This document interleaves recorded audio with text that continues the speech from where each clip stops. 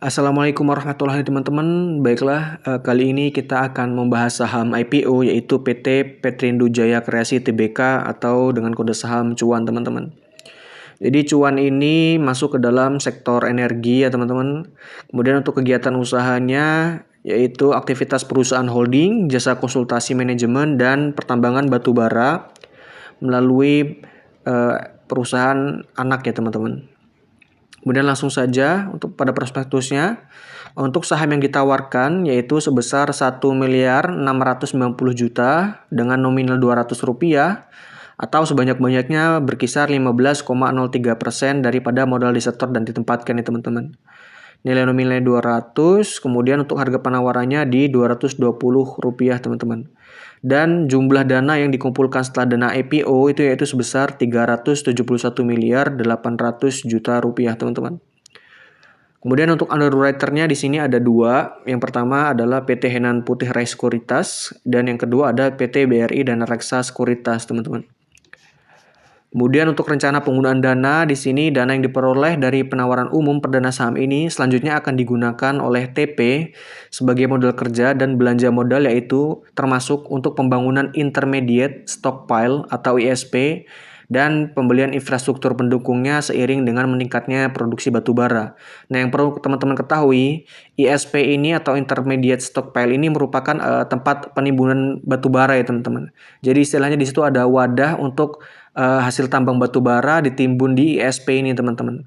Jadi kapan ada konsumen ingin memesan batu bara itu tidak perlu menunggu menambang lagi, tapi sudah ada di ISP sehingga bisa langsung melakukan penjualan teman-teman. Jadi ISP ini intinya adalah tempat penimbunan atau tempat pengumpulan batu bara sebelum dijual ya teman-teman.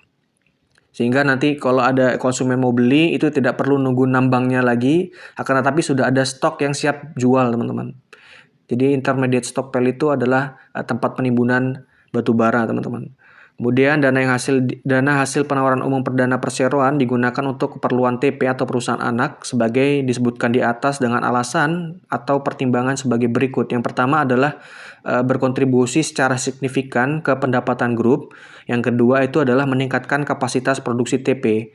Jadi di sini teman-teman ada di sini yang pertama ada berkontribusi secara signifikan ke pendapatan grup. Artinya TP ini secara signifikan itu ternyata memiliki kontribusi yang sangat signifikan teman-teman terhadap pendapatan grup atau pendapatan daripada cuan ini teman-teman. Dan kemudian untuk tujuan yang keduanya itu adalah meningkatkan kapasitas produksi TP. Nah, TP ini teman-teman adalah PT Tamtama Prakasa ya teman-teman. Di sini merupakan anak usaha daripada cuan teman-teman. Kemudian untuk data keuangan pentingnya di sini kita dapat lihat laporan posisi keuangan.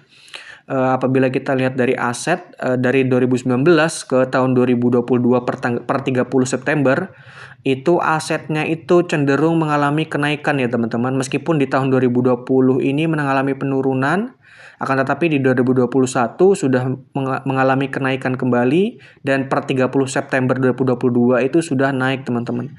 Jadi untuk 2019 sampai dengan ke 2022 per tanggal 30 September itu asetnya mengalami kenaikan teman-teman dari 1,2 triliun sampai ke 1,4 triliun teman-teman di 30 September 2022. Nah, untuk liabilitasnya sendiri juga cenderung mengalami penurunan teman-teman liabilitas. Nah, ini adalah indikasi yang baik ya teman-teman. Di mana semakin tahun liabilitas semakin turun itu artinya perusahaan itu semakin baik teman-teman. Nah, di sini dapat kita lihat di tahun 2019 liabilitasnya itu mencapai 656 miliar. Kemudian 2020 itu naik ke 677 miliar. Dan di tahun 2021 itu turun teman-teman menjadi 470 miliar dan per 30 September itu sudah turun lagi ke 405 miliar teman-teman. Dan untuk nilai ekuitasnya di sini juga mengalami kenaikan teman-teman. Nah, di sini juga dapat kita lihat dari tahun 2019 yaitu nilai ekuitasnya berkisar 560 miliar. 2020 mengalami penurunan, kemudian 2021 di sini sudah mengalami kenaikan kembali menjadi 713 miliar dan per 30 September 2022 itu sudah mencapai 1 triliun teman-teman. Nah, untuk nilai ekuitas ini adalah berbanding terbalik daripada liabilitas ya teman-teman. Di mana nilai ekuitas semakin tahun semakin naik itu adalah artinya bagus teman-teman. Sedangkan untuk reliabilitas semakin tahun semakin naik adalah jelek, dan semakin tahun semakin turun adalah bagus. Itu untuk reliabilitas, sedangkan itu untuk ekuitas itu berkebalikannya. Semakin tahun semakin naik dia bagus, semakin tahun semakin turun dia jelek, teman-teman. Jadi di sini dapat dikatakan perusahaan ini adalah kinerjanya itu bagus, teman-teman. Dapat kita lihat juga di sini nilai liabilitas per ekuitasnya itu jauh, teman-teman. Artinya hutangnya dia ketimbang ekuitasnya itu lebih kecil ketimbang ekuitasnya ya, teman-teman. Dapat kita lihat di sini. Artinya perusahaan ini apabila nantinya ke depan ada suatu masalah terhadap keuangannya, nah ini dapat dikatakan perusahaan ini aman, teman-teman. Karena nilai hutangnya itu lebih kecil ketimbang nilai ekuitasnya ya, teman-teman. Kemudian berikutnya di sini ada laporan laba rugi penghasilan komprehensif lain dan konsolidasi. Nah, di sini dapat kita lihat, teman-teman, total laba rugi bersih yang didapatkan perusahaan. Di sini kita lihat pada tahun 2019, teman-teman, ternyata PT Cuan ini dia mengalami kerugian berkisar 320 miliar ya, teman-teman. Di 2020 kemudian masih rugi, akan tetapi turun ke 103 miliar, dan kemudian di tahun 2021 itu baru membukukan keuangan, teman-teman, sebesar 21 miliar, teman-teman. Dan per tanggal 31 Juli 2022 PT Cuan ini sudah membukukan keuntungan yang begitu besar ya, teman-teman, signifikan sekali, teman-teman. Di 2021 itu 21 miliar, kemudian per 31 Juli sudah mencapai 142 miliar, teman-teman, untuk pembukuan labanya. Dan kemudian di per tanggal 30 September 2022 di sini kembali mengalami kenaikan untuk labanya, teman-teman. Total laba rugi bersihnya, teman-teman ya.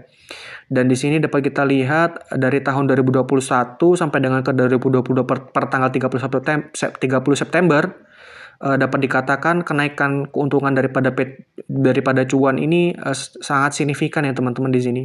Dan ini artinya bagus, teman-teman. Yang awalnya 2019 dia rugi, kemudian di tahun 2022 itu dia mengalami titik balik ya, teman-teman. Di mana dari awalnya rugi menjadi keuntungan yang sangat signifikan, teman-teman. Kemudian tentang perusahaan anak penyertaan langsung, di sini ada 3 perusahaan, teman-teman, yang sudah beroperasi secara komersil, yaitu PT SE, MP, dan juga TP, teman-teman. Dan SE ini bergerak kegiatan usahanya itu aktivitas perusahaan holding, kemudian MP itu perdagangan besar bahan bakar padat, cair gas, dan produk YBDI. Dan untuk TP ini tadi sudah dijelaskan di rencana penggunaan dana, teman-teman ya. Jadi penggunaan dana IPO ini akan masuk ke TP, teman-teman. Nah, TP ini ternyata kegiatan usahanya itu pertambangan batu bara, teman-teman. Di mana kepemilikan Cuan di TP ini berkisar 99,99%, teman-teman. Dan untuk tahun pendiriannya PT TP ini pendiriannya di tahun 2008, kemudian tahun mulai penyertaan di 2011, dan mulai beroperasi secara komersial itu di tahun 2013. Nah, hebatnya di sini, teman-teman, tadi kan disebutkan di perencana penggunaan dana adalah kontribusi yang signifikan ya, teman-teman. Nah, ternyata di sini TP ini kontribusi terhadap pendapatan usaha perseroan untuk periode 7 bulan terakhir pada tanggal 31 Juli 2022 itu kontribusi terhadap perseroannya itu mencapai 100%, teman-teman. Artinya perusahaan Cuan ini mendapatkan kontribusi pendapatan 100% itu dari hanya TP ini, teman-teman. Di mana kegiatan usahanya itu pertambangan batu bara. Maka wajar jika penggunaan dananya kemudian difokuskan ke TP ya, teman-teman. Penggunaan dana dari hasil IPO-nya. Kemudian untuk kebijakan dividen, sampai prospektus ini diterbitkan, perseroan belum pernah membagikan dividen. Dan setelah penawaran umum perdana saham ini mulai buku tahun 2023 per 31 Desember, dan seterusnya, manajemen perusahaan bermaksud membayarkan dividen tunai kepada pemegang saham perseroan sebanyak-banyaknya berkisar 60%, teman-teman, atas laba bersih tahun berjalan perseroan, dan besarnya pembagian dividen akan bergantung pada hasil kegiatan usaha dan arus kas perseroan serta prospek usaha. Dan selanjutnya kalian bisa baca sendiri di sini, teman-teman. Jadi artinya di tahun depan menggunakan buku tahun 2023 perusahaan ini sudah merencanakan pembagian dividen berkisar 60%, akan tetapi juga tetap memperhatikan laba bersih dan berjalan, begitu juga dengan arus kasnya dan lain-lain teman-teman ya. Jadi untuk kesimpulannya di sini, mulai tahun depan kemungkinan besar PT Cuan ini dapat membagikan dividen apabila kemudian laba bersihnya dan juga kemudian arus kasnya dan prospek usaha dan lain sebagainya itu sesuai ekspektasi, maka kemudian mungkin bisa jadi dividen akan dilakukan teman-teman. Kemudian untuk valuasi Cuan ini sendiri ya teman-teman. Jadi Cuan ini teman-teman sudah menerapkan harga penawaran umumnya di 220 teman-teman. Jadi dapat kita lihat di sini untuk penawaran umum di harga 220, Cuan ini memiliki harga buku atau book value berkisar 105,2 rupiah. Kemudian untuk PBV-nya atau price book value-nya itu berkisar 2. Kemudian untuk pair-nya itu di kisaran 7 teman-teman. Nah, di sini dapat kita lihat untuk pair ini sendiri memiliki di sini ada indikator acuan yang sudah saya tuliskan teman-teman. Untuk PBV ini sendiri adalah acuannya apabila PBV itu lebih kecil daripada 1, maka kemudian PBV itu dapat dikatakan bagus atau murah teman-teman. Nah, sedangkan di sini PBV-nya itu sudah lebih daripada 1, yaitu bernilai 2 teman-teman. Jadi dapat dikatakan untuk price book value-nya sendiri ini PT Cuan ini sudah mahal ya teman-teman. Akan tetapi untuk saham IPO memang biasanya saham IPO itu PBV-nya itu di atas nilai 1 teman-teman. Jadi kalau untuk saham IPO saya rasa PBV-nya daripada Cuan ini dapat dikatakan wajar teman-teman. Kemudian untuk nilai pair-nya itu di nilai 7 teman-teman. Nah untuk indikator acuan saya nilai pair yang bagus itu adalah di bawah 15 atau kemudian kalau untuk saham IPO di bawah nilai 20 kali teman-teman. Nah, di sini PBV-nya pair-nya daripada Cuan hanya berkisar nilainya 7 teman-teman. Artinya jauh lebih kecil ketimbang 15 ataupun 20 teman-teman. Jadi dapat dikatakan price earnings ratio-nya daripada PT Cuan ini sangat bagus ya teman-teman. Karena semakin kecil pair itu semakin bagus teman-teman. Kemudian untuk nilai DER-nya atau debt to equity ratio, nilai hutang terhadap nilai ekuitasnya itu 40%. Nah, di mana di sini acuannya adalah DER ini apabila DER ini nilainya lebih kecil daripada 100%, maka itu semakin bagus, teman-teman. Nah, sedangkan di sini DER-nya daripada Cuan itu tidak sampai 50%, teman-teman. Jadi dapat dikatakan daripada DER-nya daripada Cuan ini sangat bagus, teman-teman. Artinya aman, teman-teman. Kemudian untuk ROE-nya di sini ada 29%. Nah, untuk ROE standar ROE di sini saya menggunakan acuan. Di sini ROE-nya adalah apabila lebih besar daripada 8 atau 15%, maka ROE itu dapat dikatakan bagus, teman-teman. Nah, sedangkan di sini ROE daripada Cuan sendiri itu sudah mencapai 29%, teman-teman. Artinya di sini sangat bagus sekali perusahaan ini, teman-teman ya. Dan begitu juga dengan ROA atau return of asset, ini return of equity, return of asset-nya itu mencapai 20% teman-teman. Nah, di sini saya menggunakan acuan apabila return of asset-nya itu di atas 5 atau sampai dengan 8%, itu sudah dapat dikatakan bagus teman-teman. Nah, dilihat di sini untuk ROA-nya atau return of asset-nya itu sudah mencapai nilai angka 20% teman-teman. Artinya di sini untuk ROA-nya ini bagus sekali ya teman-teman. Dan untuk nilai EPS ini semakin tinggi itu semakin baik nilainya teman-teman. Dan EPS ini dapat kita lihat di sini nilainya 30 teman-teman, 30 rupiah ya teman-teman. Nah, ini kalau menurut saya untuk nilai EPS-nya ini jika dibandingkan dengan harga yang sekarang, harga penawarannya itu sudah lumayan besar teman-teman untuk nilai EPS-nya. Jadi dapat dikatakan ya bagus teman-teman di sini. Nah, jadi dapat disimpulkan bahwasanya kategori di sini hampir masuk ke indikator acuan di mana saham itu bagus teman-teman. Untuk PBV-nya dia mungkin lebih mahal, tapi untuk saham IPO dia masih dapat dikatakan wajar. Untuk PER kemudian dia bagus karena di bawah 15. Kemudian untuk DER itu bagus di bawah nilai 100%. ROA dan ROE-nya bagus juga, dan untuk EPS-nya ini juga tergolong bagus teman-teman.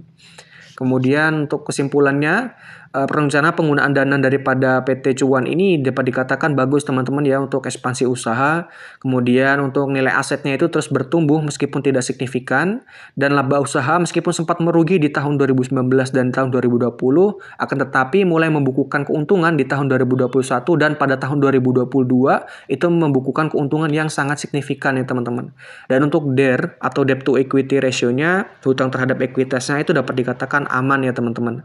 Dan untuk valuasi tergolong mahal karena PBP di atas 1, akan tetapi masih wajar untuk saham IPO apalagi nilainya mendekati nilai 1 teman-teman. Dan untuk ROA dan ROE-nya, return of asset dan return of equity-nya dapat dikatakan bagus teman-teman. Dan dilihat dari sektor usaha dan juga rasio ke hutang, kemungkinan besar cuan ini akan masuk ke dalam daftar efek syariah teman-teman. Cuma nanti kita lihat lagi, teman-teman juga riset lagi dan nunggu pengumuman resminya apakah kemudian cuan ini masuk ke daftar efek syariah ataupun tidak teman-teman. Dan untuk keputusan beli, saya harap teman-teman juga bisa riset-riset kembali, kemudian baca-baca kembali mengenai PT Cuan ini teman-teman untuk menghindari resiko karena saham ini memang salah satu aset yang memiliki resiko yang cukup tinggi ya teman-teman. Mungkin itu saja dari saya. Assalamualaikum warahmatullahi wabarakatuh.